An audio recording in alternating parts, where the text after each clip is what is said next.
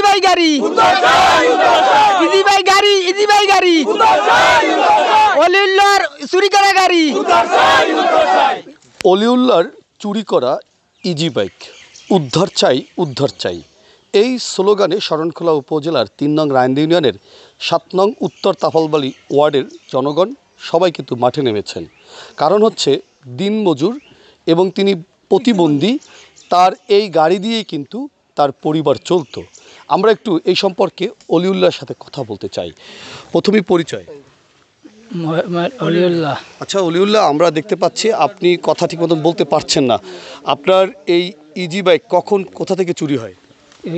লাইটে রাতে? লাস্টে হয়। আচ্ছা কিভাবে কি চুরি হলো একটু বলবেন? ওটাকে তালা ভাঙ্গে লই যাচ্ছে, তালা ভেঙে নিয়ে গেছে। এই দুগো তালা আনলে গাড়ির লগে তালা আনলে। আচ্ছা আপনি কি এই ইজি বাইকের টাকা দিয়ে আপনার পরিবার চালাতেন? হয় বইবে তো আইটেম। পরিবারে কে কে আছে? বইবে আছে 6 জন। 6 জন আছে। হয়। তাহলে আপনার এই ইজি বাইকের টাকায় এই 6 জন সদস্যের মুখে আপনি খাবার তুলে দিতেন, এই তো? খাবার তুলে দিতেন। এখন কি অবস্থা, কিভাবে সংসার চলছে? ওটা আমি কিস্তি আছে পরে। মানে আজকে কি ঠিক মতন খাবার দাবার হয়েছে? না হয় নাই না? না। আচ্ছা আমরা একটু চাচার সাথে কথা বলি। চাচা, এই যে অলিউল্লাহ গাড়িটি চুরি হয়ে যায় এবং চুরি হয়ে যাওয়ার পরে অলিউল্লাহ বা আপনারা বলছেন যে তার ঘরে রান্না হচ্ছে না, কারণ ইজি বাইকের টাকায় তার সংসার চলতো। আপনার কাছ থেকে উত্তর তাফলবালির ৭ নং ওয়ার্ডে সামনে আমি জানি যে ওর ইজি বাইক দিয়ে ওর মানে সংসার চলে এবং ওর কিস্তির টাকা আছে, কিস্তির টাকা দিয়ে গাড়ি কিনছে। এখন আজকে কিস্তির টাকা কেমনে দেবে এই নিয়ে ও মর্মাহত। এবং 6 জন পরিবারের লোকজন, খানা দানা ঔষধপত্র সব কিছুই এ থেকেই চলে। আচ্ছা আমরা একটু আপনার সাথে কথা, আপনি একটু সামনে আসবেন, আপনি একটু সামনে আসেন।